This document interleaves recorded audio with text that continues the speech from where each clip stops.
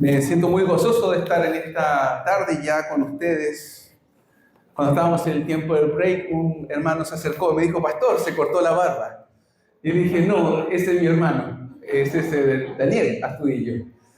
Qué gusto es estar una vez más con ustedes. Y qué maravilloso es poder tocar un tema como el que tengo la misión de poder tocar, que es acerca de las misiones. Porque tengo el convencimiento, la convicción de que cuando hablamos de misiones, ¿sabes? Nuestra visión de Dios se amplía. Entendemos su grandeza, entendemos la magnitud de la obra de Dios. Y es una pasión para mí como pastor, las misiones, y es una pasión que hemos querido transmitir también a lo largo de los años en nuestra iglesia.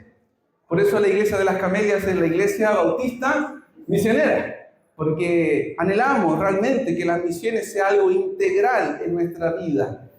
Cuando comenzamos la iglesia, a través de la revisión de la Gran Comisión, el Señor puso en nosotros, en nuestra mente, poder declarar que teníamos un ADN como iglesia. Y para nosotros nuestro ADN, ¿cierto?, es una sigla, A de alcanzar al perdido con el Evangelio de Jesucristo, D de discipular a los creyentes enseñándole todo el consejo de la palabra de Dios, y N de nutrir con la misión misionera. Nutrir con la misión misionera, porque entendemos que esa es la misión que Dios le ha dado a su iglesia. Y antes de ir al pasaje al que vamos a estar haciendo referencia, que es Hechos capítulo 13, quiero brevemente contarles que yo me crié en el seno de una familia cristiana, fui desde muy pequeño a una iglesia, pero en la iglesia que yo me crié nunca me hablaron de misiones, nunca. Yo creo que alguna vez fue alguna persona misionera a la iglesia en una ocasión. Y cuando entendí el llamado de Dios para mi vida a los 17 años, ya siendo creyente, pero el llamado al servicio fue estando en un campamento para jóvenes de un ministerio cristiano que tiene mucha relación con misiones. Y sabe, de repente se abrió un mundo para mí, un mundo que yo no conocía. Yo no había escuchado hablar de Hudson Taylor, yo no había escuchado hablar de William Carey, no había oído hablar de David Livingstone o de los hermanos, ¿cierto?, que murieron, los que mencionó el pastor en la mañana. Y de repente todo ese mundo me impactó de tal manera que yo dije: Señor, yo quiero ser parte de eso. Yo quiero sumarme a todo eso. Yo quiero servirte para que otros te conozcan a ti. Estoy dispuesto. Heme aquí, Señor, envíame a mí.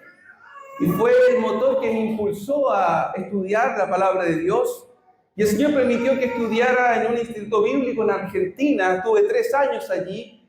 Y allí tuve compañeros de todos los lugares del mundo.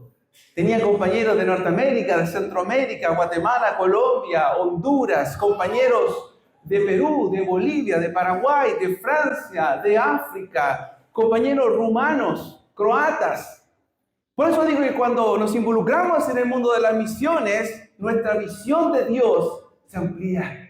Y entendemos que su obra es más grande de lo que nosotros pudiésemos imaginar.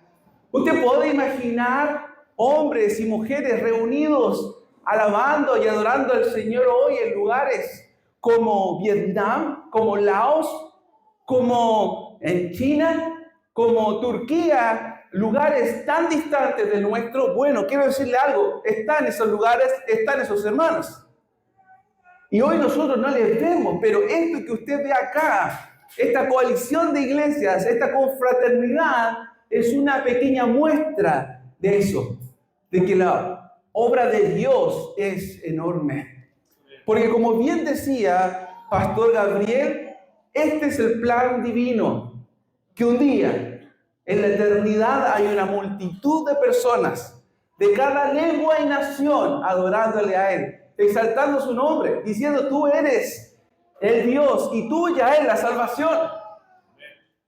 Pero Dios en su soberanía, ¿sabes?, se ha placido darnos a nosotros el llevar a cabo esa comisión de alcanzar a cada tribu, cada lengua y cada nación. Cada tribu, cada lengua, cada nación. Y hermanos amados, cuando nosotros nos involucramos en misiones, lo que hacemos es alinear nuestro corazón con el corazón de Dios. Alineamos nuestro corazón porque nosotros nos sumamos a la misión que Dios se planteó desde la eternidad. Si pudiésemos pensar en un misionero por excelencia, ¿sabes? No debiésemos pensar en primera instancia en un Pablo, en un Bernabé o en un Timoteo. Debiésemos pensar en aquel que dejó su trono de gracia para venir a la tierra. Dejó su trono de gracia, de gloria, de poder, y vino a las partes más bajas de la tierra para alcanzarlo a usted y a mí. Debiésemos pensar en nuestro Señor Jesucristo. Y quiero que me acompañe a Hechos 13, porque Hechos 13 nos relata de manera muy particular la primera encomendación y envío de misioneros en la era de la iglesia.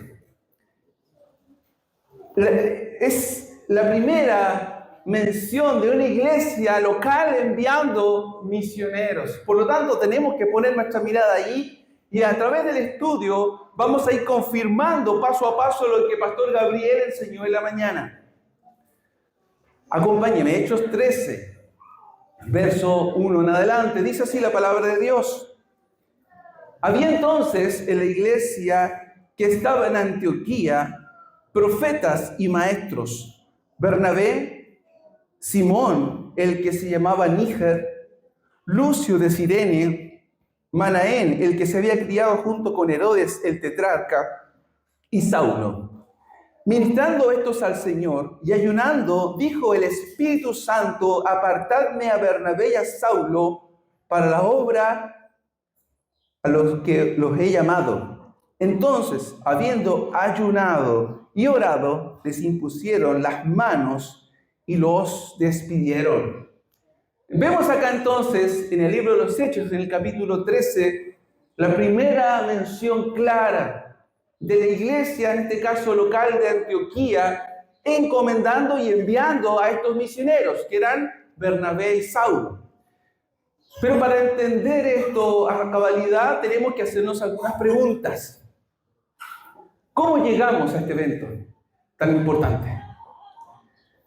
¿Por qué este evento se desarrolla en Antioquía, a más de 900 kilómetros de Jerusalén, que fue el punto de inicio cuando viene el Espíritu Santo sobre los que estaban allí reunidos y comienza, ¿cierto?, una expansión del Evangelio? Pero acá estamos en Antioquía de Siria, en la actual Turquía, 900 kilómetros de distancia de eso. ¿Cómo llega este llamado Saulo y que posteriormente va a ser llamado Pablo a este lugar? ¿Cómo llega Bernabé a este lugar? Bueno, todas estas preguntas tienen una respuesta. Y esa respuesta, amado hermano, está ligado, está establecido en el poder soberano de Dios actuando. ¿Escuchó? Todas estas respuestas están ligadas al actuar soberano de Dios y su plan de salvación, cuya culminación va a ser ese evento en el cielo donde van a haber hombres y mujeres de cada lengua y nación. Para responder cómo llegamos a Hechos 13, tenemos que recordar que Dios siempre ha querido que hayan hombres y mujeres de cada lengua y nación que le alaben y le bendigan. Él puso a Israel para que fuese luz a las naciones. De hecho, Abraham le prometió que del fruto, ¿cierto?, de esa familia que él estaba fundando, iban a ser benditas todas las naciones de la tierra. Eso estuvo allí, en el corazón de Dios desde siempre. Pero lo vemos con tanta claridad cuando el Señor Jesucristo va a encomendar a sus discípulos antes de su partida. Recordamos Mateo 28, 18 en adelante, esto que llamamos la gran comisión. El Señor le dijo: toda potestad me es dada. Por tanto, id y hacer discípulos ¿a quiénes? A todas las naciones. Y allí la palabra naciones es la palabra griega etnos, de donde se deriva nuestra palabra en español, etnias. Él no estaba hablando de lugares geográficos, él estaba hablando de todos estos grupos humanos con sus propias lenguas, con los que tienen sistemas de escritura o no, pero él quiere que sean alcanzadas todas las etnias.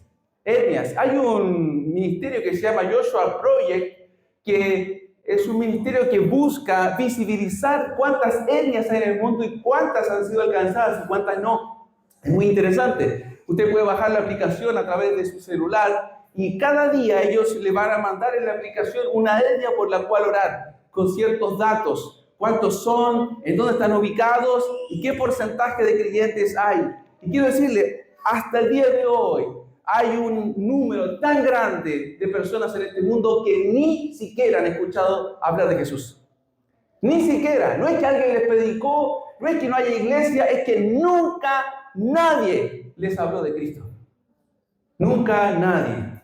Y ese es, amado hermano, lo que nos debe llevar a nosotros a comprometernos con las misiones. Que cada lengua y nación tenga un testimonio de aquel que puede salvar el alma. Cuando Marcos va a registrar esta gran comisión en Mateo 16:15, él va a decir, y les dijo, id por todo el mundo y predicad el evangelio a toda criatura. Cuando Lucas registra esto, en Lucas 24, 46 al 47, él dice, así que está escrito, así fue necesario que el Cristo padeciese y resucitase de los muertos al tercer día, y que se predicase en su nombre el arrepentimiento y el perdón de pecados en todas las naciones, comenzando desde Jerusalén.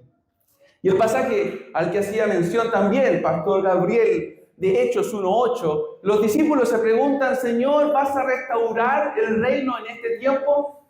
¿Cuándo va a ser tu venida? Y el Señor les dice, miren, no les he dado a ustedes saber el cuándo, pero sí quiero que sepan algo, que van a recibir poder cuando haya venido sobre vosotros el Espíritu Santo y me seréis testigos, ¿dónde? En Jerusalén, en toda Judea, en Samaria y hasta lo último de la tierra.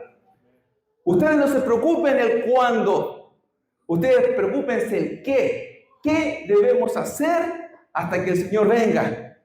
¿Qué cosa? Bueno, van a recibir poder. Y ahí la palabra es dínamos, una energía arrolladora para que me sean testigos en donde están ahora, en sus alrededores, más allá y hasta el último lugar de la tierra. Y hasta el último lugar de la tierra. Hermanos, esto fue confirmado cuando vino el Espíritu Santo sobre ellos, ¿se acuerdan? Estaban reunidos, orando, buscando a Dios y viene el Espíritu Santo. ¿Y cómo se manifiesta el poder de Dios? ¿Cómo Dios hace visible que ahora había esta obra del Espíritu Santo de hacer morada en los creyentes? A través de un milagro se manifiesta el don de idiomas. De los que estaban allí reunidos comenzaron a hablar en otros idiomas, ahí en Hechos capítulo 2. Y de la multitud que había en Jerusalén, porque era un tiempo de fiestas, Hechos nos va a mencionar una serie de naciones y lenguas que reflejaban en su gran mayoría todo el mundo conocido. Y ellos dicen, ¿qué es esto? Que escuchamos hablar nuestro propio idioma, las maravillas de Dios. Es que Dios estaba manifestando en qué? Que su propósito era salvar. ¿A quiénes? A hombres de cada tribu y nación. Entonces uno esperaría, hermanos, que después de haber escuchado este mandato tan claro de Dios, a través del Señor Jesucristo, del mandato de nuestro Dios encarnado, ellos iban a salir por todo el mundo entero, ¿no? Usted hubiese imaginado que después de la llegada del Espíritu Santo manifestado con el don de idiomas, entonces ellos salieron disparados de Jerusalén para alcanzar el mundo entero. Sin duda que hubo predicación del Evangelio. Pero sabe, hasta Hechos capítulo 8, no vamos a encontrar una referencia de los creyentes saliendo a alcanzar otras comunidades. Y alguien dijo algo que es muy cierto. que Hechos 1:8, esto de me seréis testigos en Jerusalén, Judea y Samaria, hasta lo último de la tierra, no viene a cumplirse o comenzar a cumplirse hasta Hechos 8:1. Porque ¿qué pasa en Hechos 8:1? ¿Usted sabe? Dios en su soberana voluntad permite que uno se levante para perseguir a la iglesia. ¿Quién era ese al cual Dios permitió que se levantase para perseguir a la iglesia? A Saulo. A este llamado Saulo. Y sabe, a mí me parece increíble que Dios usó a Saulo, aún de inconverso y malvado, para la extensión de su reino, como lo iba a usar ya creyente, ¿cierto? Como un gran misionero. Acompáñame a Hechos 8:1.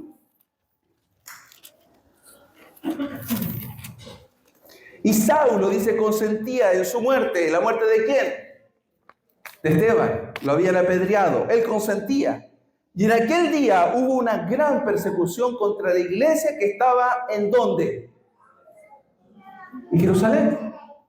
Aún no habían salido. Eran una multitud. Se habían convertido muchos. Pero ¿dónde estaban? Y sabe, yo quiero detenerme brevemente allí. Hermanos, a las iglesias les cuesta salir de su metro cuadrado. Y hay buenas razones y hay malas razones. Hay buenas razones. ¿Cuáles? Amamos la comunión. Nos encanta estar en este ámbito de resguardo donde alabamos al Señor, escuchamos su palabra y eso es maravilloso. Pero eso también puede, hermanos, que nos haga perder la visión. Porque la visión es hacia afuera. Una vez una hermana muy querida me dice, con genuina preocupación, pastor, a mí no me gustaría que la iglesia creciera mucho. No, ¿por qué, hermana? No, porque como todavía es una iglesia chiquitita, todos nos conocemos, es más familiar. Me imagino que cuando seamos muchos, eso se va a perder. Digo, hermana, no es así. Eso va a depender de nosotros. Cuando nosotros leemos Hechos capítulo 2, capítulo 3, capítulo 4, vemos que una multitud de personas se convirtió. Se convirtieron 5.000, se convirtieron 3.000. Y en ese contexto, dice la Escritura, tenían todas las cosas en común. Compartían el pan, en las oraciones, en la doctrina. Había un mismo espíritu y eran miles. ¿Se puede entonces tener una iglesia grande y en comunión? Sí, por supuesto. Pero ahí todos tenemos que colaborar y esforzarnos y crecer. Hermanos, que el amor que tenemos por nuestra iglesia local no nos haga perder la visión. Tenemos que crecer en el amor, pero siempre saber que Dios nos ha llamado fuera. ¿Qué significa iglesia? Iglesia. ¿Los llamados dónde? Afuera. Entiendo, sí, el principio tiene que ver con que son apartados para algo, pero siempre debemos recordar que la iglesia debe mirar más allá, a donde el Señor Jesucristo nos dijo que miráramos. Jerusalén, sí. Judea, sí. Samaria, sí. Y hasta lo último de la tierra. Hombres piadosos, dice el verso 2 del capítulo 8, llevaron a enterrar a Esteban e hicieron gran llanto sobre él, y Saulo asolaba a la iglesia, entrando casa por casa, arrastraba a hombres y a mujeres y les entregaba en la cárcel. Pero, y aquí tenemos el plan soberano de Dios, los que fueron esparcidos iban por todas partes anunciando el evangelio. Entonces Felipe, descendió a la ciudad de Samaria y les predicaba a Cristo.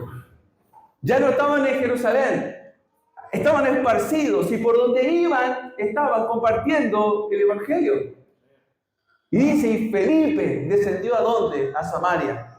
A Samaria donde nadie quería ir. A Samaria donde solamente el Señor Jesucristo quiso ir porque dijo, me es necesario pasar por Samaria. Y quiero recordar algo, que cuando los samaritanos venían hacia afuera de la ciudad para encontrarse a este Cristo, a este Mesías del cual la mujer adulta les había hablado, fue cuando Jesús dijo, que miraran. ¿Por qué? Porque la mies era mucha. Los campos están blancos, les dijo a sus discípulos, allí en Samaria, y allí fue Felipe. Entonces, mis amados hermanos, quiero decir algo.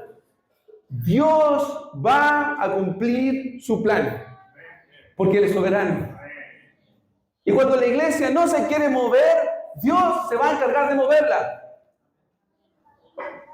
¿Qué pasó en el tiempo de Hechos 8?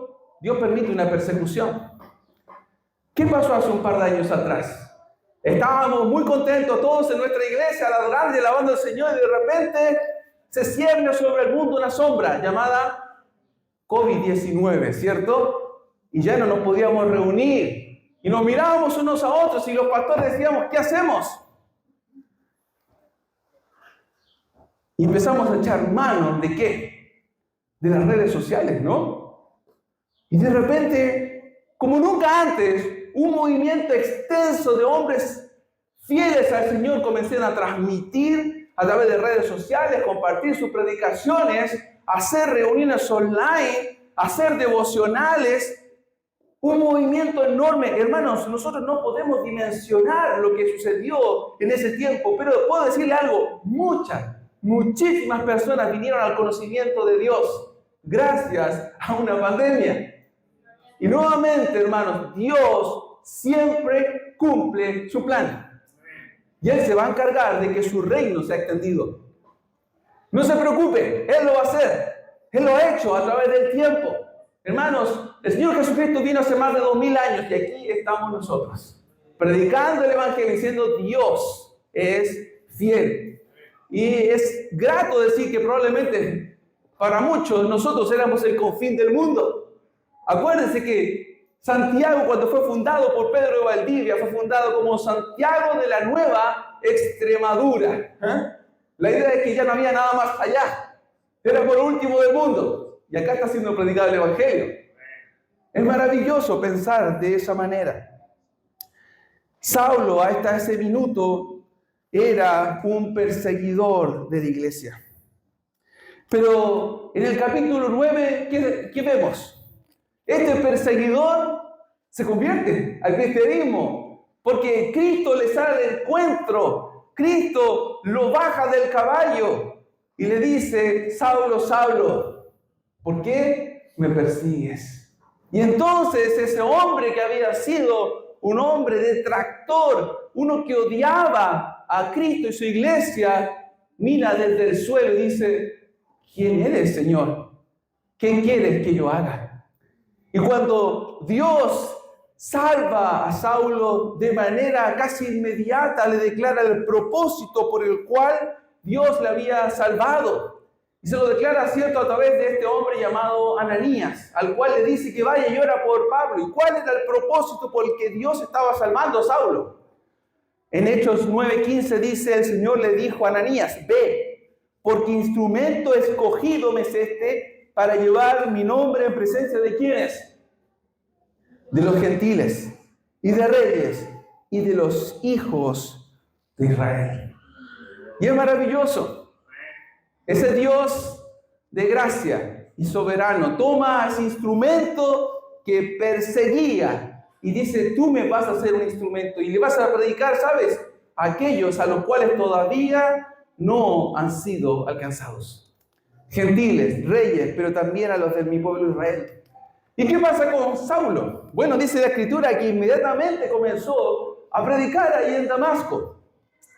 Pero de Damasco él tuvo que salir, huir de allí, y en Gálatas se nos relata que estuvo probablemente alrededor de 3 años en un lugar de Arabia de los nabateos. Y después fue tomado por Bernabé y llevado a Jerusalén, y allí estuvo por algunos días con los discípulos, 15 días dice él. Le reconocieron como un creyente, como un verdadero hijo de Dios. Reconocieron que la experiencia que él había tenido era real. Y de Arabia, de Jerusalén, él se vuelve a Tarso, a su ciudad natal. Y entonces quiero que me acompañen a Hechos 11:19. Porque nos hicimos la pregunta, ¿cómo es que llegamos a Hechos 13 y a Pablo siendo encomendado como misionero junto a Bernabé en Antioquía. Todavía no llegamos a Antioquía. Hechos 11, 19 dice, ahora bien, y es como si hubiese habido un paréntesis desde Hechos 1:8 hasta acá, ¿no? Los que habían sido esparcidos a causa de la persecución que hubo con motivo de Esteban, la persecución que propició Pablo, pasaron hasta Fenicia, Chipre y Antioquía, no hablando a nadie la palabra, sino solo a quienes, a los judíos. Pero había entre ellos unos varones de Chipre y de Cirene, los cuales cuando entraron en Antioquía hablaron también a los griegos, anunciando el evangelio del Señor Jesús. Y la mano del Señor estaba con ellos, y gran número creyó y se convirtió al Señor. Y llegó la noticia hasta de estas cosas a oídos de la iglesia que estaba en Jerusalén, y enviaron a Bernabé que fuese hasta Antioquía. Cuando llegó, vio la gracia de Dios y se regocijó y exhortó a todos los que con propósito de corazón permaneciesen fieles al Señor, porque era varón bueno, lleno del Espíritu Santo y de fe, y una gran multitud fue agregada al Señor. Después fue Bernabé ¿a dónde? A Tarso, para buscar a Saulo, y hallándole le trajo a Antioquía, y se congregaron allí todo un año con la iglesia, enseñaron a mucha gente, y los discípulos se les llamó cristianos por primera vez en Antioquía. Entonces ahí llegamos a Antioquía, a Hechos capítulo 13.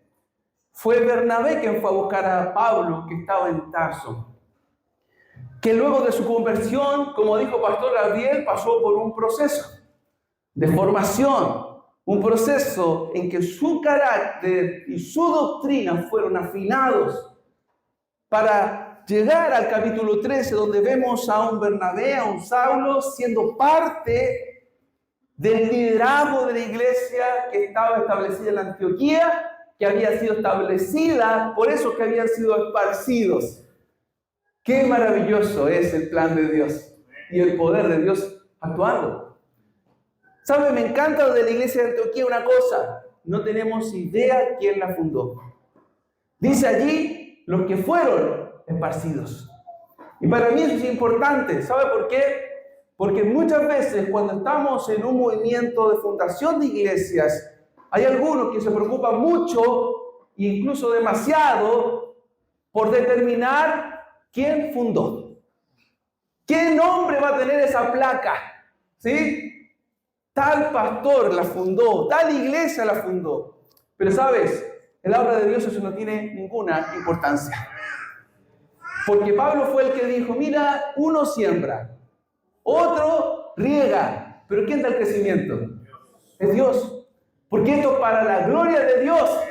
Y si el día de mañana San Carlos va a fundar nuevas misiones e iglesias, lo va a hacer para la gloria de Dios.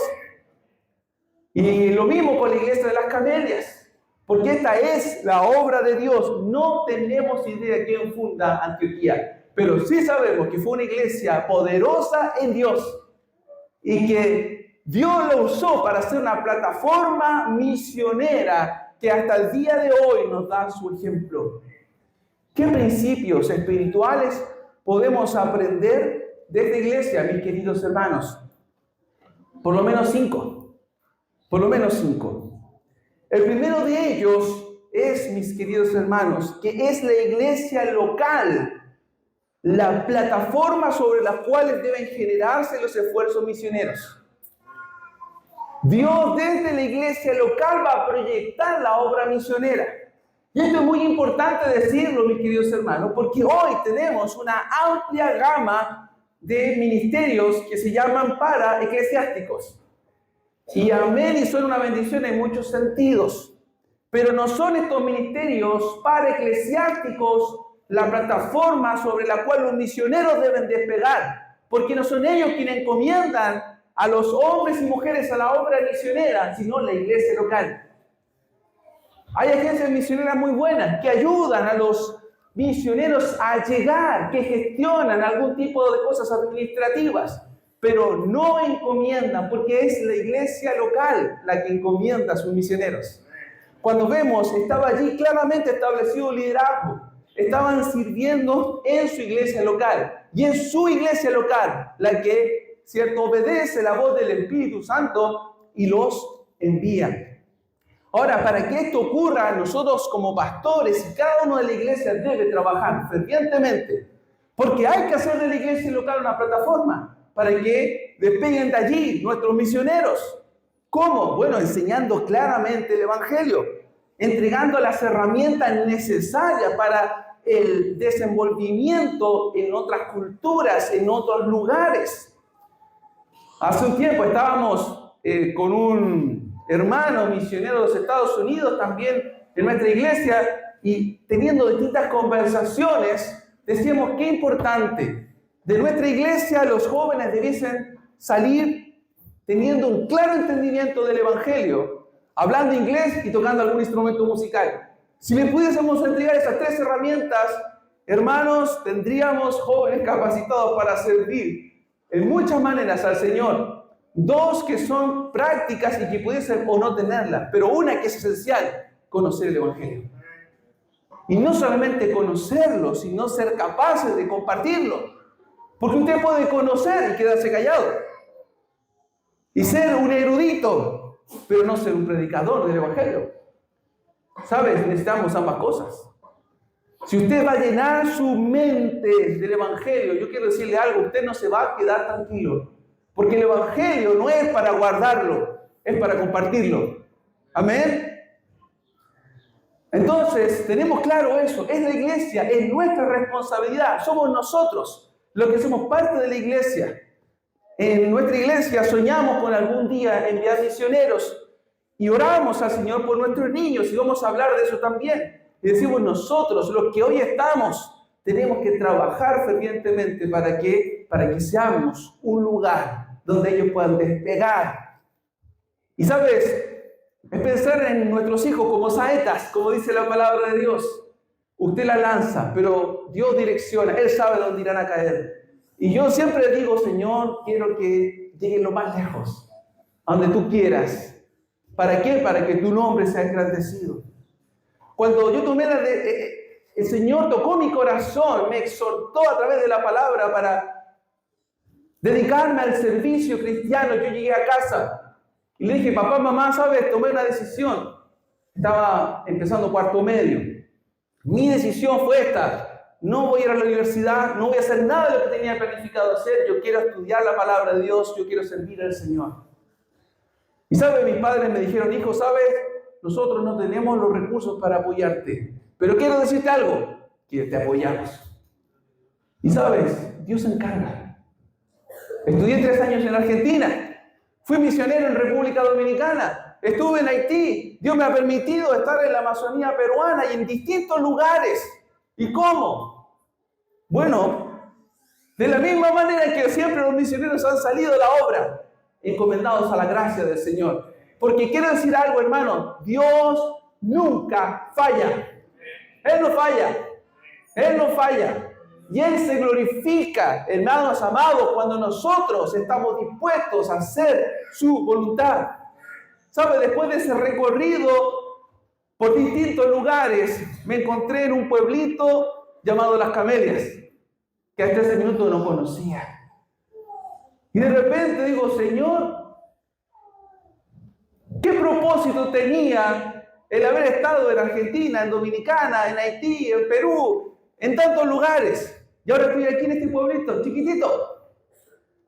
Y sabes, Dios me abrió mi mente a entender algo. Es que, hermanos, Él quiere que tengamos una visión misionera. Y Él quiere enviar camelianos, retiranos, gente de La Gial, gente de San Carlos, al mundo entero. ¿Sabe para qué? Para que su nombre sea glorificado. Y cuando estemos enviando misioneros, vamos a tener que decir, ¿sabes, señores? Tu pura gracia. Porque no fueron nuestros recursos, no fueron nuestra capacidad. Somos los más incapaces. Tú pudieses enviar gente de Santiago con recursos, con grandes iglesias, pero Él quiere glorificarse a través de estas pequeñas iglesias Porque lo importante no es el tamaño de la iglesia, sino el tamaño del Dios de la iglesia. Y quiero decirle algo, tenemos un Dios grande.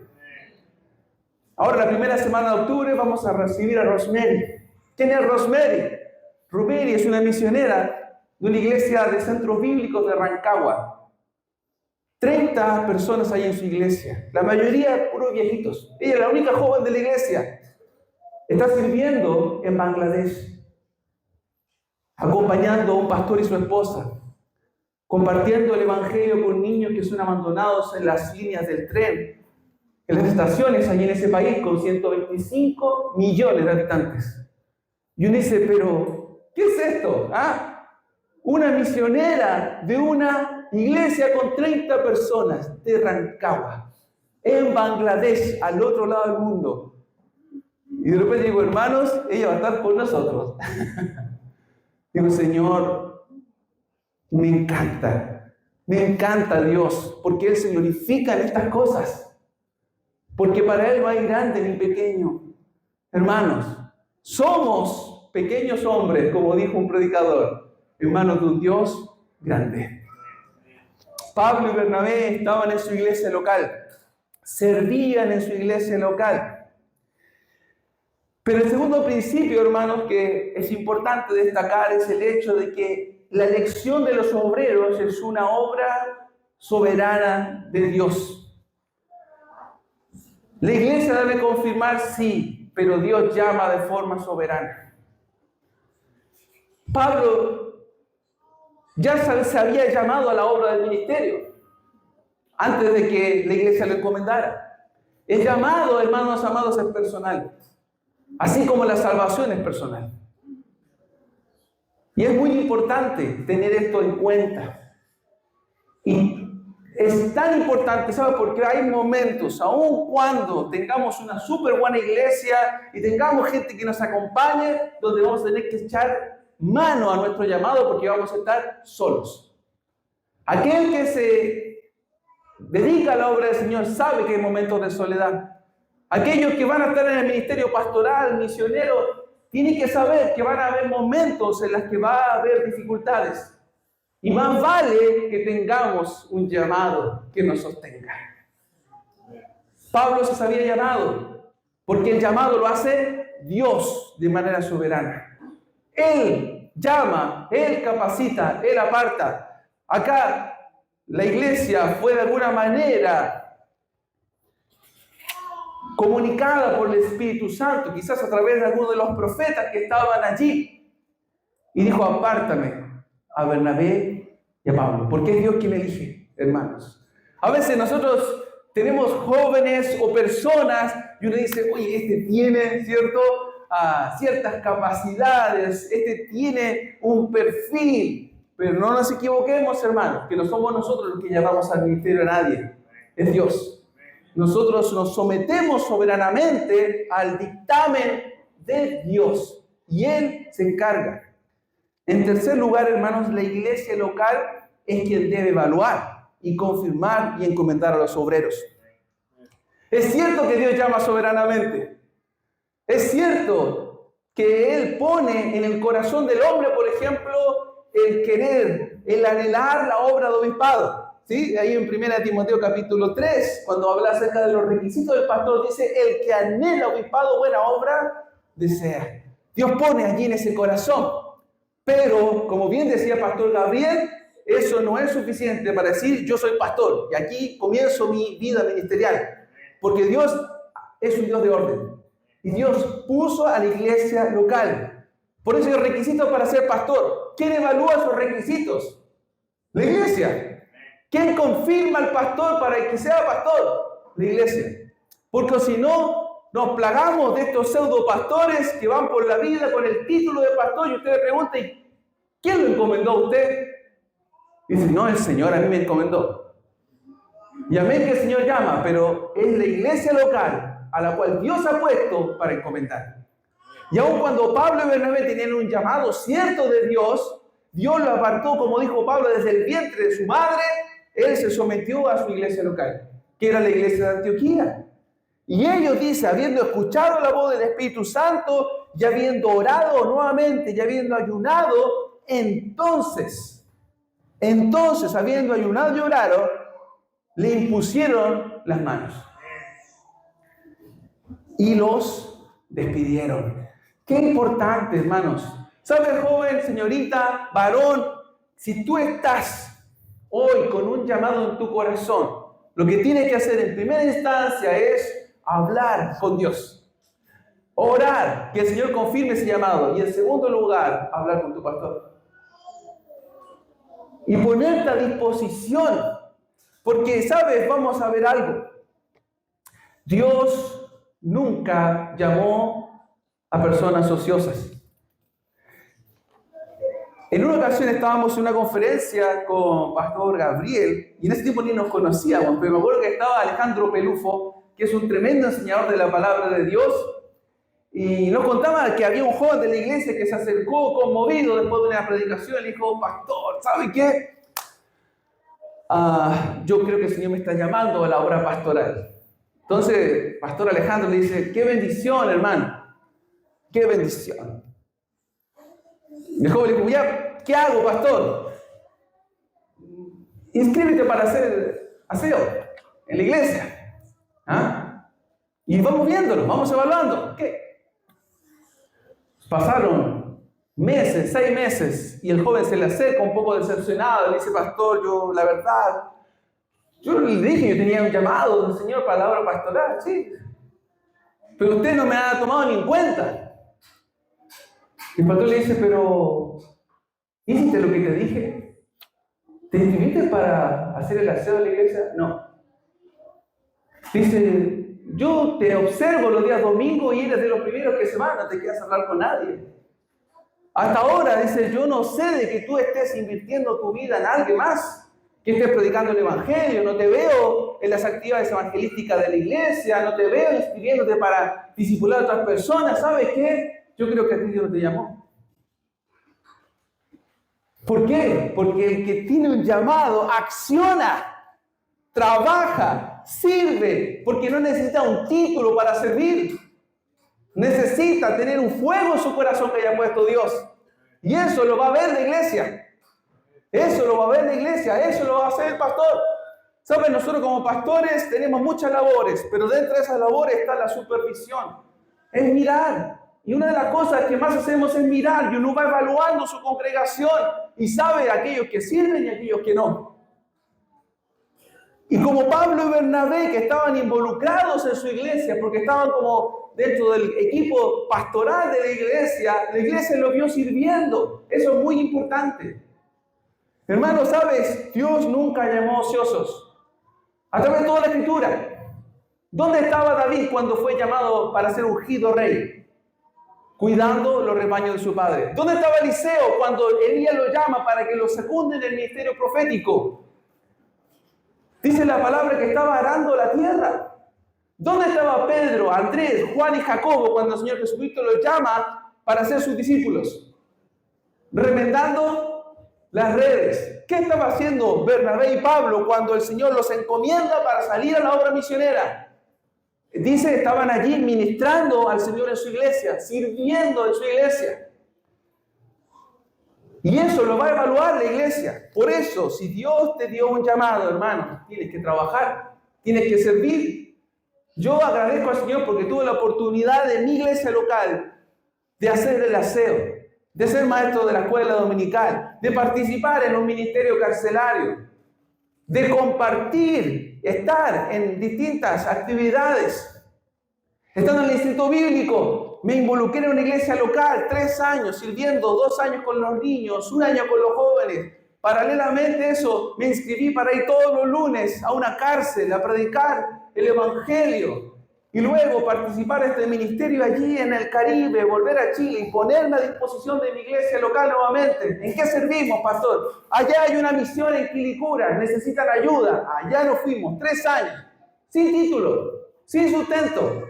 Teníamos que trabajar secularmente y apoyar al pastor que estaba allí 3 años, para luego volver a nuestra iglesia local y decir, ¿en qué podemos ser útiles? Y entonces Dios nos abre una puerta para venir acá a Las Camelias. Pero cuando llegó ese minuto, la iglesia podía ver a David podía ver ¿qué cosa? Una progresión de trabajo, de servicio. ¿Sabe? Cuando Bernabé y Pablo son llamados y encomendados, ya se les habían encomendado otras misiones importantes. Ellos son en el capítulo 11 los que llevan la ofrenda que se había reunido para los hermanos que estaban pasando necesidades en Judea y estaban sirviendo en su iglesia. Entonces ahí se confirma, hermano, que la iglesia local es el lugar de entrenamiento para los misioneros, para los obreros y quienes tienen que evaluar y confirmar el llamado de cada uno de ellos. Hermanos, en cuarto lugar quiero decir algo. La iglesia local debe estar dispuesta a dejar ir a sus mejores elementos. ¿Tú crees, hermano, que Bernabé y Pablo eran del montón? Que cuando en la iglesia escucharon que el Espíritu Santo había apartado a Pablo y a Bernabé para el ministerio, los hermanos dijeron, que se vaya. Y la verdad, sirve, pero ahí nomás. Yo te aseguro que no, hermanos. No lo vemos en la Escritura, pero yo te aseguro que fue difícil para la iglesia ver partir a Bernabé y a Pablo. Porque eran hombres llenos del Espíritu Santo. Eran hombres que predicaban la palabra, que enseñaban, eran hombres fieles al Señor. Y esos son los hombres que el Señor también va a tomar para enviarlos al campo misionero. Y la iglesia tiene que estar dispuesta. Y hay que preparar un corazón para eso. Un corazón generoso. Que esté dispuesto a ver partir a aquellos que hoy están sirviendo, pero que Dios un día los va a tomar y los va a enviar más lejos. Y quiero decir algo, la iglesia tiene que estar dispuesta a que se vayan los mejores, si pudiésemos decir algo. Cuando hay que elegir a alguien para un trabajo difícil, ¿a quién elegimos? ¿A los más o menos? ¿A los tibios? ¿O elegimos a los mejores?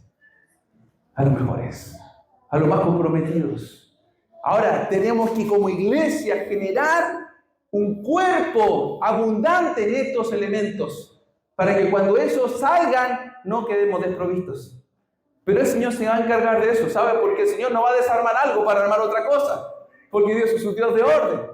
Pero hermanos, preparemos nuestro corazón, porque Antioquía tuvo que dejar partir a tremendos hombres de Dios. En quinto lugar, hermanos, la iglesia debe entender que el vínculo misionero-iglesia no termina el día que se encomienda y se envía a los obreros. ¿Sabe? Hay una planta que tiene un nombre bien feo. Quizá usted la conoce. Se llama la mala madre. ¿Usted conoce esa planta? Yo la conozco porque a mi esposa le encantan las plantas, ¿sí? ¿A cuántas esposas le gustan las plantas? Amén. Veo su madre, hermana Luz. ¿Por qué se llama mala madre la planta? Porque tiene estos esquejes, y una vez que estos esquejes están establecidos, ¡pum!, corta el vínculo, se acabó. Pero sabes, eso no es lo que vemos en relación a la iglesia de Antioquía y Pablo. Porque él comienza su viaje misionero junto a Bernabé, pero en el capítulo 14 del libro de Hechos vemos el retorno. Pasados 14:24, luego por Pisidia vinieron a Panfilia y habiendo predicado la palabra en Perge, descendieron a Atalía y de allí navegaron a Antioquía, desde donde habían sido encomendados a la gracia de Dios para la obra que habían cumplido. Y habiendo llegado, reunido a la iglesia, refirieron cuán grandes cosas había hecho Dios con ellos y cómo había abierto las puertas de la fe a los gentiles, y se quedaron allí mucho tiempo con los discípulos. Y en el capítulo 15, en el verso 40, vemos que Pablo sale nuevamente a la obra misionera. Y en el capítulo 18 vemos cómo retorna, y siempre retorna ¿a dónde? Antioquía, a su iglesia local. Y de allí luego comienza un nuevo viaje misionero. Hermanos, nosotros debemos sostener un vínculo con nuestros misioneros, con aquellos que salen ahora con nuestros pastores. Y eso es tremendamente importante para el crecimiento de la obra de Dios. Para terminar, hermanos, ¿cómo sostener ese vínculo? Tres 3 cosas, algunas ya mencionadas por el pastor. Debemos orar por nuestros pastores y misioneros. Orar. ¿Sabe? Pablo escribió 13 cartas que tenemos en el Nuevo Testamento. 9 de esas 13 fueron para iglesias y 4 personales. De las 9 cartas que le escribe a iglesias, en 7 de ellas pide algo. ¿Qué pide Pablo? Que oren por él. Que oren por él. En Romanos capítulo 10, 15, Romanos 15, 30, 31 dice: pero ruego, hermanos, por nuestro Señor Jesucristo, por el amor del Espíritu, que me ayudéis orando por mí. En 2 Corintios 1:11 dice: cooperando también vosotros a favor nuestro, ¿con qué? Con la oración. En Efesios 6:18, en Filipenses 1:19, en Colosenses 4:2, en 1 Tesalonicenses 2:25, Pablo dice: hermanos, orad por nosotros.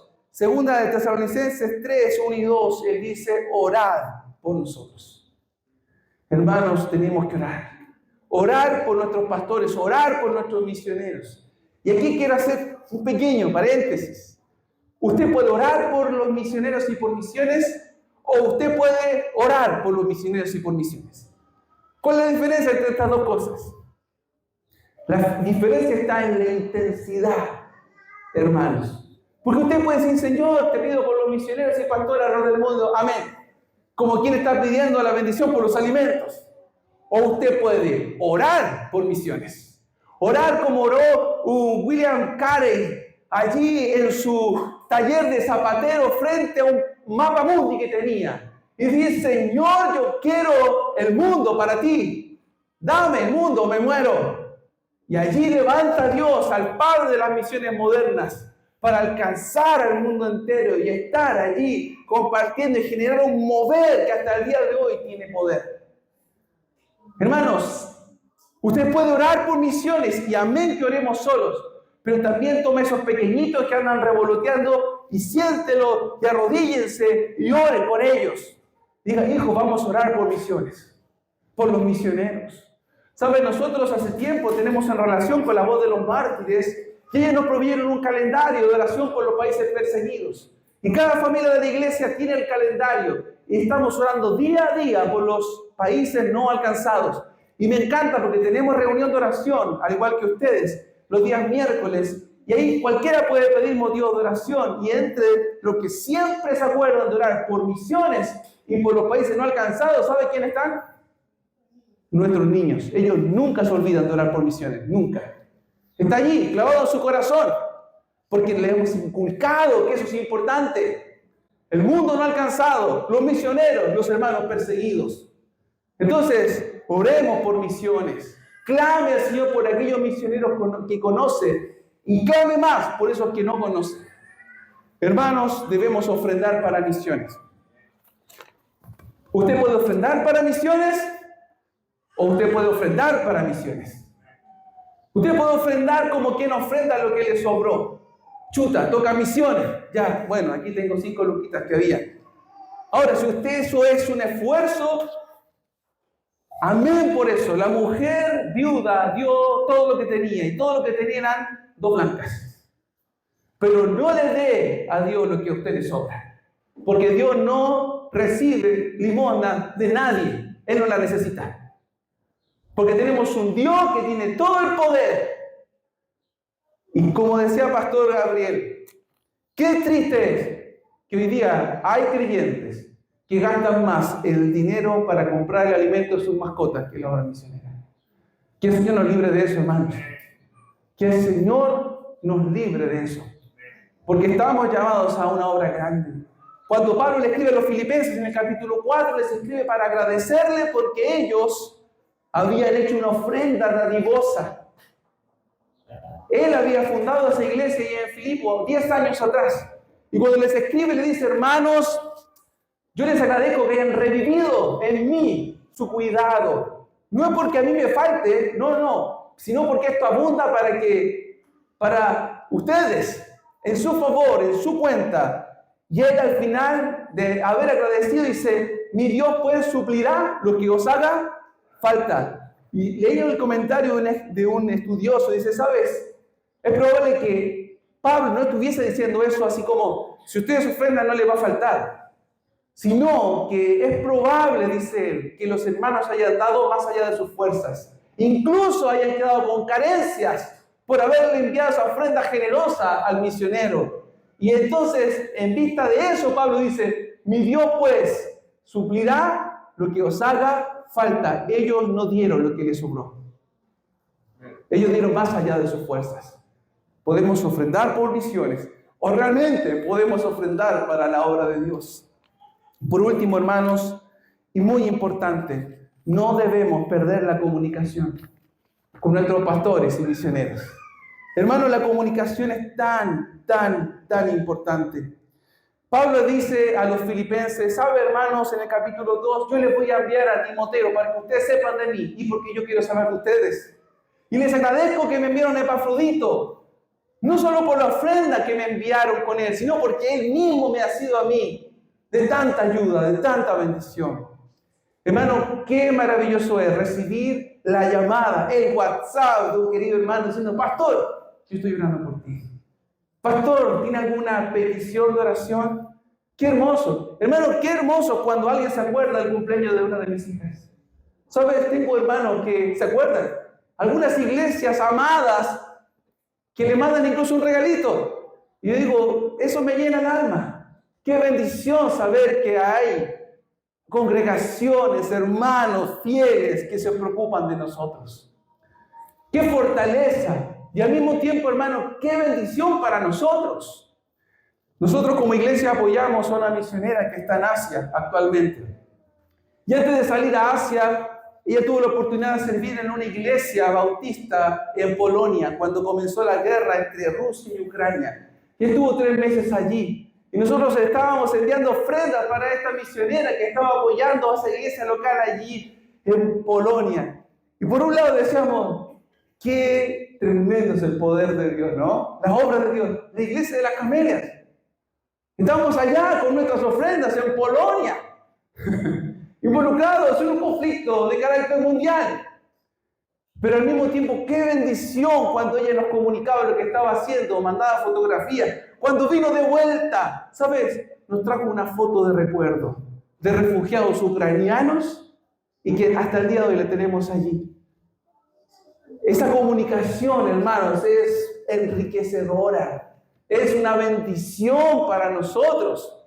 Hoy día está allí en este gran país de Asia, estudiando el idioma por 4 años para poder servir en una iglesia clandestina con su profesión. Y estamos ahí comunicados. ¿Cómo está? Ni siquiera podemos hablar de Dios con ella. En los mensajes tenemos que hablarnos en clave. Hoy estamos pensando en ti todo el tiempo con el club. Y los niños siempre te recuerdan. Y ella contesta y nos manda algunas imágenes.